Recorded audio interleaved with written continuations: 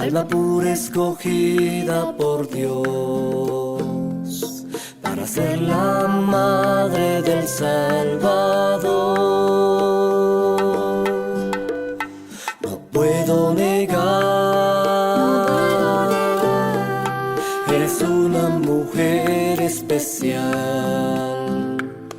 alma pura escogida por Dios, para ser la madre del Salvador. Tu hijo soy y por madre te acojo hoy, fuente viva de adoración a los pies de mi Redentor. Te amo, María, eres tú la alegría de mi corazón. El camino perfecto, voy corriendo al encuentro con Jesús mi Dios. Te amo, María, eres tú la alegría de mi corazón. El camino perfecto, voy corriendo al encuentro con Jesús mi Dios.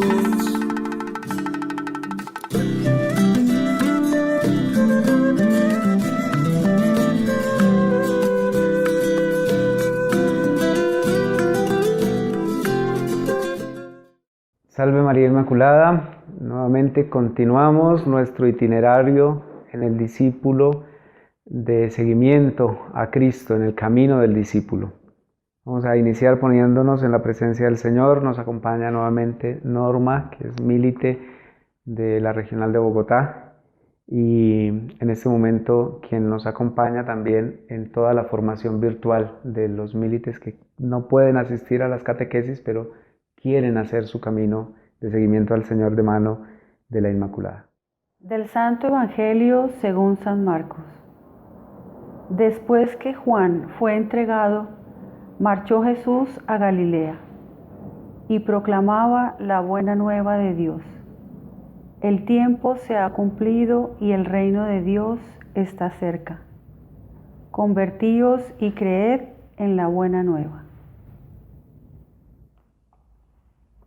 Palabra de Dios. Te alabamos, Señor.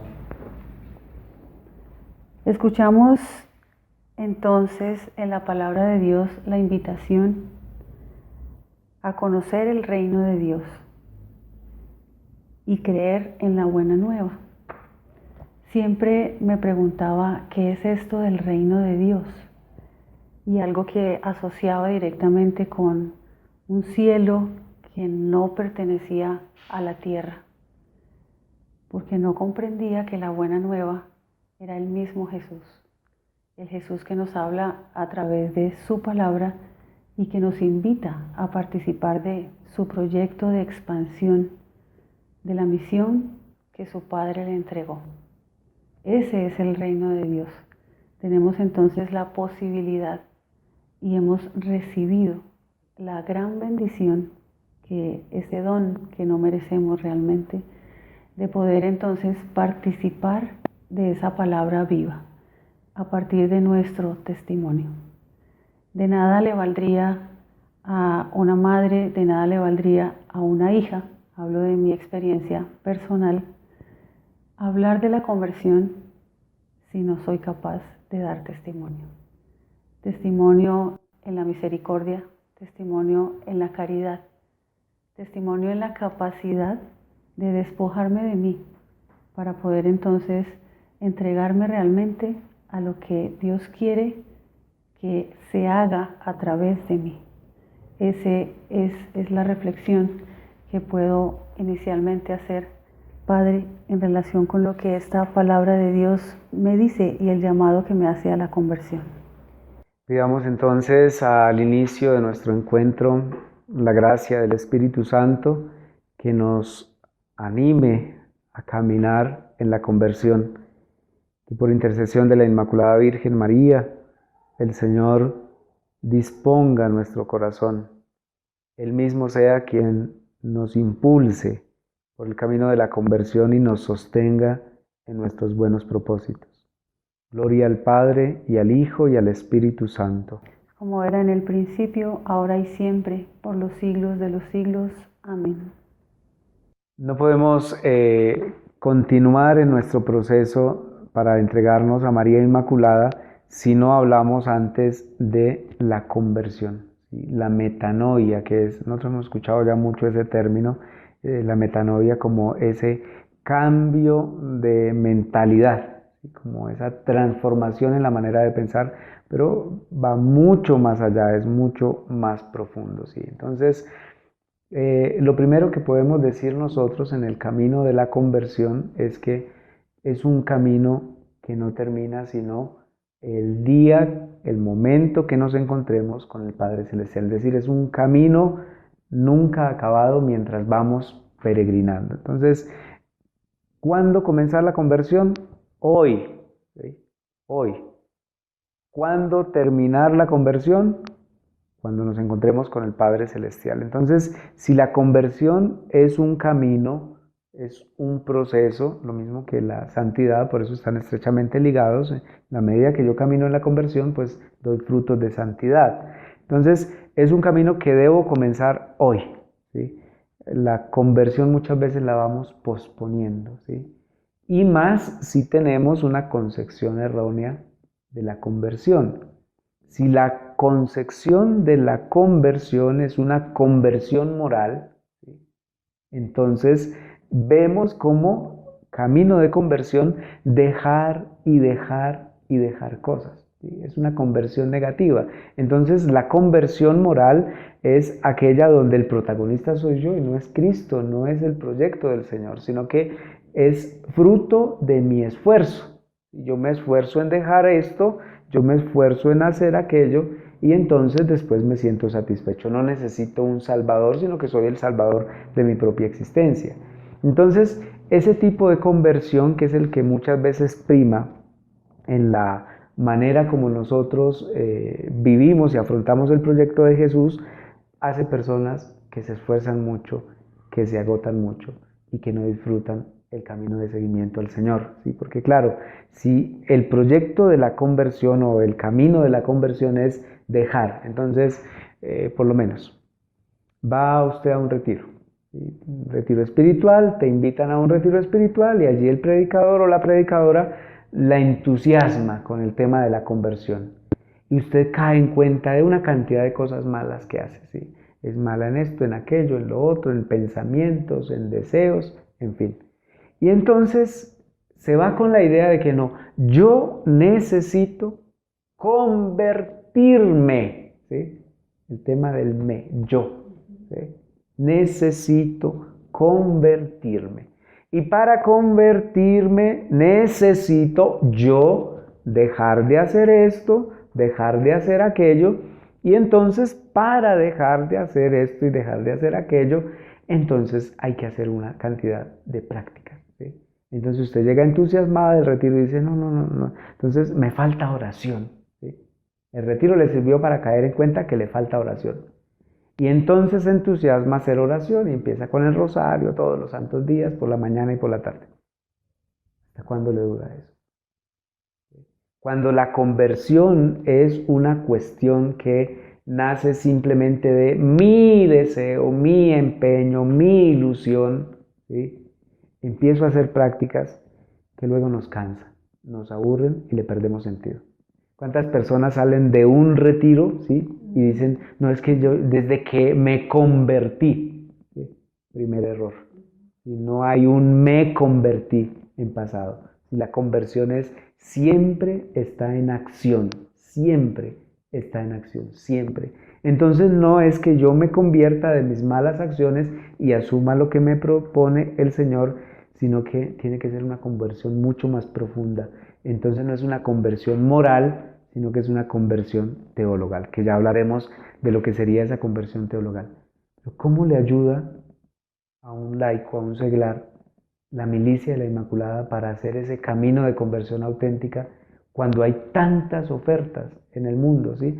La espiritualidad hoy se vende como esos programas de televisión donde ofrecen productos y llame rápido y si llama ya le rebajamos tanto, pues así se ofrece la conversión hoy, ¿sí? La santidad se vive ofreciendo hoy así, entonces haz esto, haz aquello y ya. No, ¿cómo el camino de la MI te ayuda como laica en lo que tú haces? Tú eres docente, ¿sí? ¿Y cómo te ayuda el camino de la conversión? ¿Cómo has vivido ese proceso de conversión? ¿Cómo vas caminando en la conversión después de que has conocido el camino del discipulado? Padre, me hace usted dos preguntas, ¿sí? Y me ha dado una instrucción perfecta acerca de cuál es el camino de la conversión que yo he experimentado. Puedo entonces comenzar un poco por esa descripción de ese camino.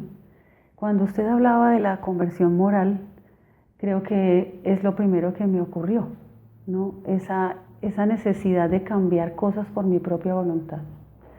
Cuando me di cuenta que no dependía de mi voluntad, entonces sí arrancó mi proceso de conversión, porque me puse de rodillas frente a Dios y no frente al mundo. Eso fue lo que hizo la diferencia. Entendí que debía pedir misericordia para que Él actuara en mí y comenzara a actuar a través de mí. Sobrepasé entonces la conversión moral. Y me habla usted también de cómo hago con mis estudiantes. Y allí vendría entonces el tema, por ejemplo, de la conversión intelectual. Hay muchas preguntas, hay muchas discusiones, hay muchas observaciones que los jóvenes hacen frente a la Iglesia Católica, a lo que ocurre actualmente, por ejemplo, con todo este tema de la pederastia en los sacerdotes. Y básicamente uno podría responderles desde la conversión intelectual, haciéndoles una lectura de la palabra, poniéndoles citas bíblicas y procurando que sea la palabra misma la que hable. Pero en realidad creo que no hay manera distinta de relacionarse con un joven sino a través del amor y de la caridad. Hay muchos jóvenes que se sienten homosexuales y expulsados de sus familias.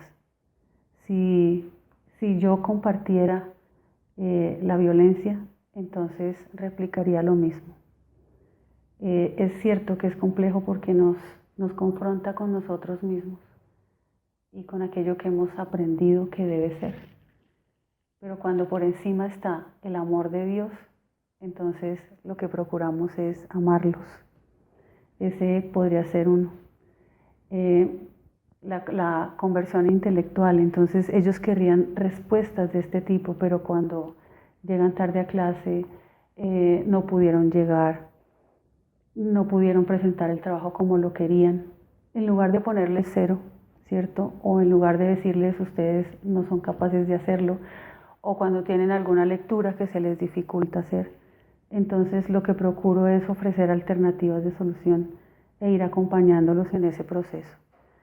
Por eso, por ejemplo, cuando tenía cursos de 120 personas, sentía que todo perdía realmente el propósito de la pedagogía y de la docencia. Hacerse cercano, reconocerse en ellos y permitir que ellos me reconozcan también a mí, más allá de los roles que podamos desempeñar, significa realmente dialogar, estar al mismo nivel, romper con aquel mandato, ¿cierto? El profesor a un lado, el estudiante al otro, y realmente aprendo muchísimo de ellos y sus capacidades se potencian. Ahí podemos darnos cuenta nosotros que el camino de la conversión no es simplemente una cuestión que nace del tema de lo religioso, se nos habla de un tema intelectual también, un tema racional. Es decir, la conversión no es simplemente cambiar una idea en la mente, sino que es empezar a transformar, ¿sí?, desde lo que el Señor me propone. Aquí es donde entra la conversión nuestra, es aceptar lo que el Señor me propone como algo bueno para mí, ¿sí?, como un proyecto que el Señor tiene para ti, un proyecto que el Señor tiene para mí, y pensado, esto es personalizado, el Señor se toma la molestia así de que a cada uno personalmente, ¿sí? Nos indica el camino de la conversión. No porque Él sepa de qué tenemos que dejar, porque ese no es el acento que pone el Señor. Benedicto XVI, cuando hablaba hacía sus catequesis precisamente sobre la conversión, decía uno de los riesgos que nosotros nos quedemos simplemente con una idea, ¿sí? Una idea, y que nos quedemos en esa transformación de la idea y que la conversión se vea reducida no a un aceptar el proyecto de Jesús, abrazar el proyecto de Jesús. Entonces la conversión teologal, a diferencia de la conversión moral, que es donde simplemente dejo de hacer cosas o empiezo a hacer cosas para agradar al Señor, pero el centro soy yo, en la conversión teologal es más difícil porque es aceptar que Dios es bueno, que Dios solo quiere ser bueno, que Dios solo quiere amarme, que su amor es gratuito, que por encima del pecado, por encima de mi miseria, está el amor gratuito de Dios, que solo sabe amar, solo quiere amarme a mí. Entonces, la conversión teologal no es que no haya que dejar cosas, sino que es la manera como me sitúo frente a lo que tengo que dejar. Supongamos que la conversión es, en el mundo bíblico, una figura para hablar de la conversión es cuando uno va por un camino. Va por un camino y ha recorrido 8 kilómetros de caminata. Va muy feliz, ¿sí? Por ese camino, ha hecho 8 caminos de caminata, que eso es bastante, ¿sí? Ha disfrutado del paisaje, ¿sí? No se ha caído, no se ha golpeado, va bien, ¿sí? Va disfrutando, pero después empieza a darse cuenta, ¿sí? De que ese camino bonito, ese camino hermoso, ese camino que ha disfrutado, no era. Y entonces la conversión, mire, esa metanoia empieza aquí, un caer en cuenta racional, desde luego, y no solamente piadoso, sino no hay que esperar a que a usted se le aparezca San Miguel para convertirse, no. Es como ese caminante que va haciendo cosas buenas, ¿sí? Pero después se da cuenta, hombre, este no era mi camino, el camino que yo quería seguir, este no era el camino que el Señor tenía trazado para mí. Entonces, ¿qué hace? Después de 8 kilómetros, resulta que no hay atajos, ¿sí? En el camino de la conversión no hay atajos. ¿Qué hay que hacer? Dar la vuelta, ¿sí? Y caminar, ¿sí? En dirección contraria para encontrar el punto donde me desvié. Y no estamos hablando aquí, mire, la conversión moral sería caer en cuenta de lo malo que has hecho, de lo perverso, de lo pecador, de cuándo te desviaste. No, de cuándo cogí el camino que no era, no porque fuera malo, porque me doy cuenta de que estoy haciendo cosas buenas, pero no las estoy haciendo desde el corazón. Entonces, por lo menos, una conversión en el caso de un milite que es maestro, ¿sí? Que es profesor. No es que cuando entró al camino de la milicia se dio cuenta que era una pecadora miserable, inmoral, y entonces llegó a hablarles de religión a sus estudiantes. No puede hacerlo. Se da cuenta que no está enseñando del corazón, ¿sí? Que no está preparando con amor, ¿sí? Que si es química, que si es médico, que si es abogada, no lo está haciendo con una entrega, sino que está siendo mediocre y está enseñando a ser mediocre. Entonces la conversión no es ir a empezar a rezar más, no, la conversión es empezar a preparar bien, ¿sí?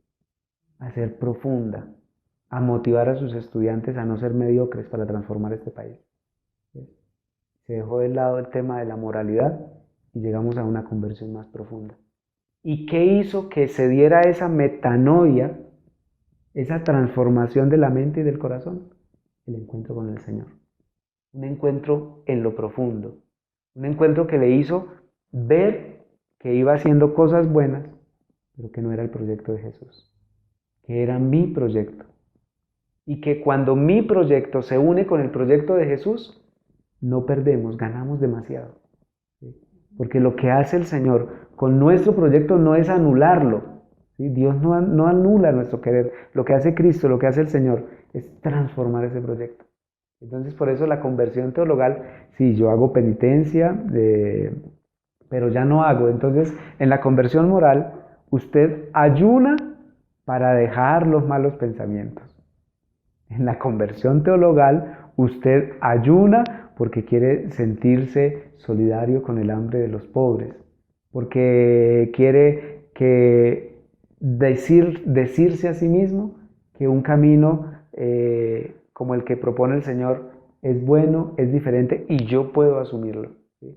Entonces no es que no es te doy para que me des, ¿sí? En la conversión moral existe mucho eso, te doy para que me des, entonces yo hago esto para que tú me ayudes con esto. En la conversión teologal no, es que al recibir gratuitamente el amor de Cristo, ¿sí? Yo respondo gratuitamente viviendo el proyecto de Cristo.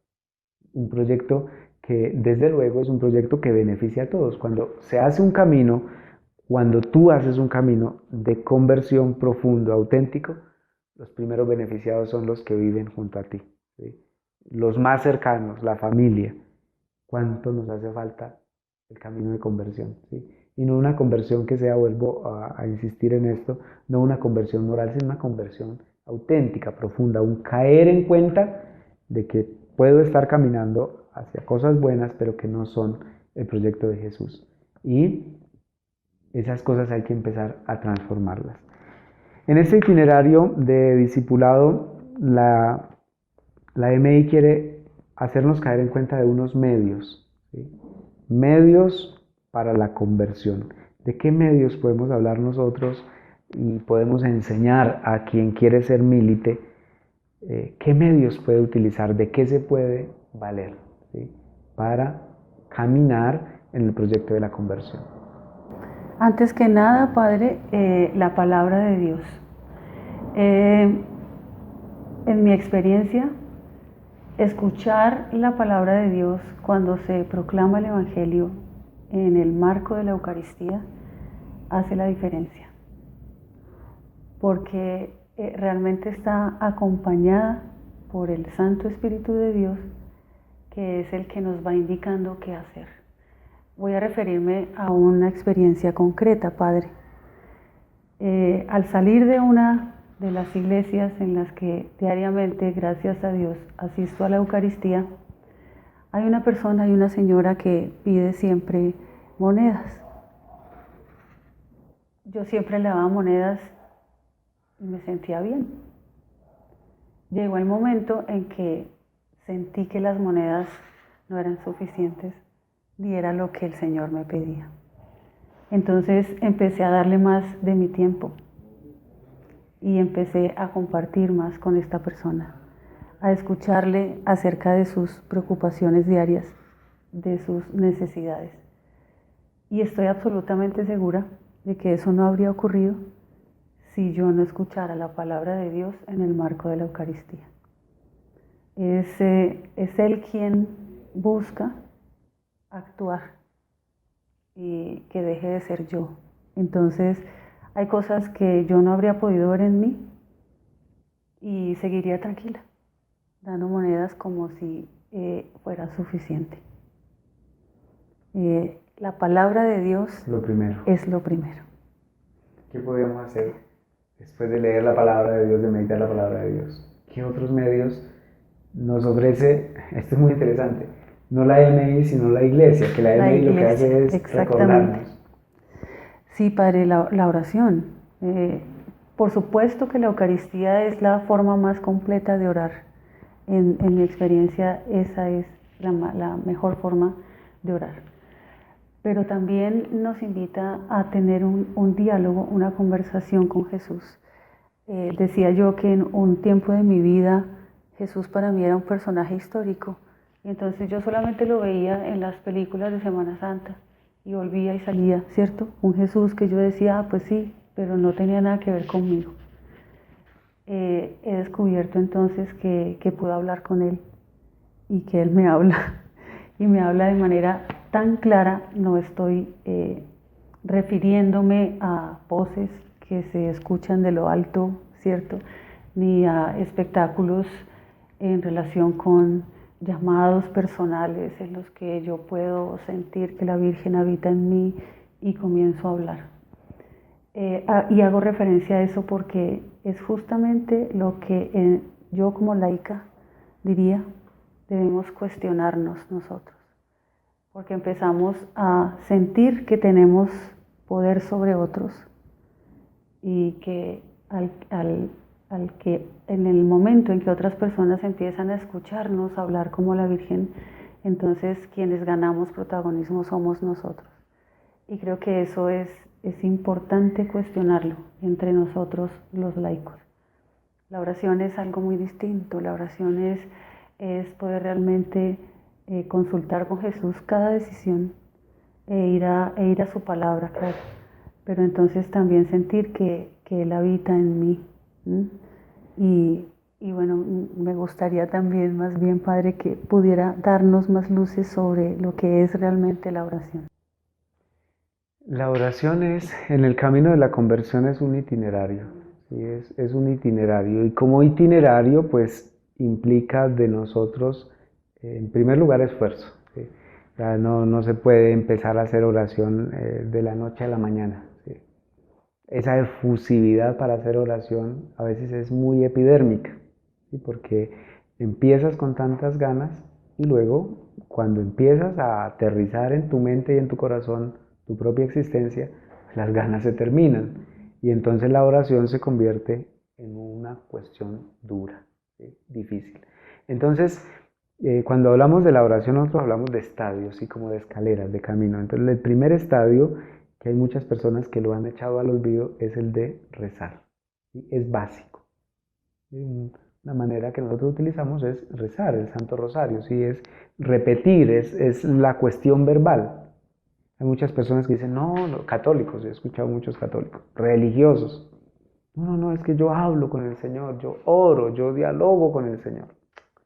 En el itinerario de la vida espiritual y de la vida de oración, para llegar a un diálogo profundo con el Señor necesitamos empezar por el primer escaloncito, ¿sí? Que es rezar, valorar. Es decir, eso que nos enseñan en casa, eso que la abuelita nos insiste y nos molesta tanto, es muy necesario, rezar, ¿sí?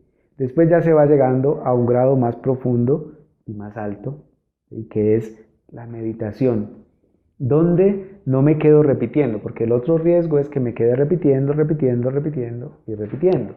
y no dé frutos.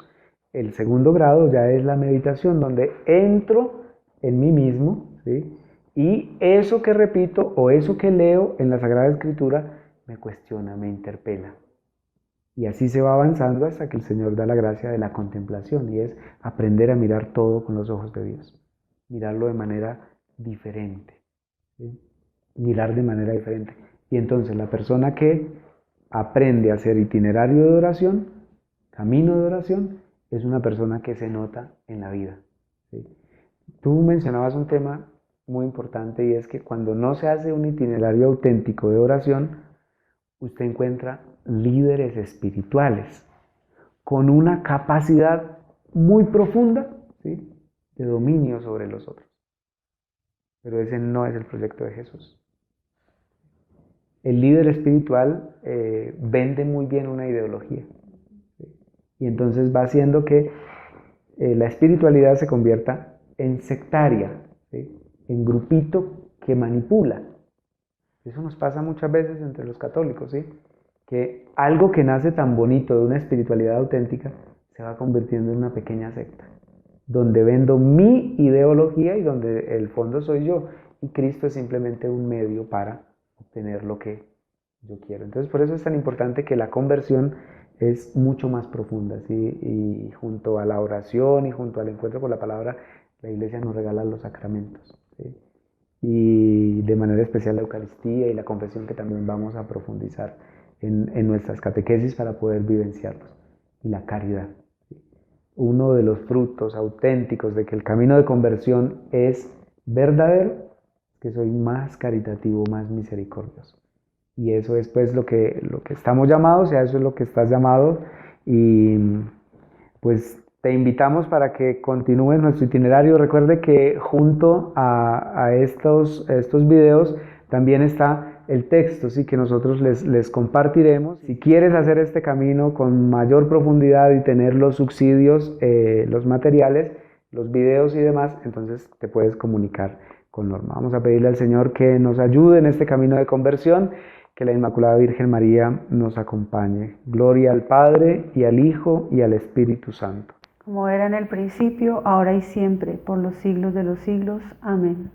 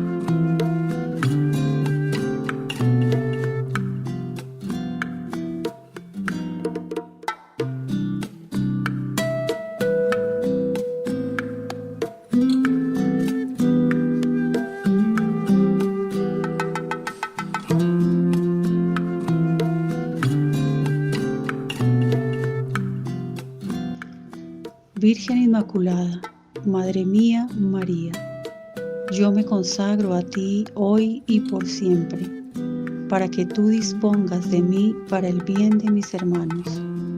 Solo te pido, Reina mía y Madre de la Iglesia, poder colaborar fielmente para que cunda el reino de tu Hijo en el mundo. Te ofrezco, por tanto, corazón inmaculado de María, todas las oraciones, actividades y sacrificios de este día, para que el camino de discipulado dé frutos de santidad. Oh María, sin pecado concebida, ruega por nosotros que recurrimos a ti, y por cuantos a ti no recurren, en particular por los alejados de la Iglesia y por cuantos te son encomendados. Amén.